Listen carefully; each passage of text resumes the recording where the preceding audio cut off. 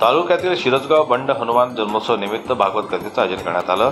यावेळी सकाळी काकडा आरती, भागवत प्रवचन, हरिपाठ, रात्रीचे हरिकीर्तन, हरिभक्त परायण कुमार गौरी राऊतकर, हरिभक्त परायण ओम महाराज पथारे, हरिभक्त परायण श्रीनिवास अळगोवकर, हरिभक्त परायण सागर महाराज नांदुरकर, हरिभक्त परायण कार्तिक महाराज इंगोले व काल्याचे कीर्तन हरिभक्त परायण मुकुंद महाराज दोटे।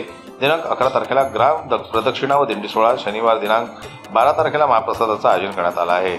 स्थळ हनुमान मंदिर, स्वर्गीय नानासाहेब देशमुख सभागृह, शिरसगाव बंड येथे हे संपन्न होणार आहे।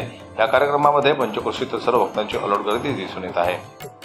जनरल न्यूज करता चांदूर बाजारहून मयूर खापरे यांची रिपोर्ट।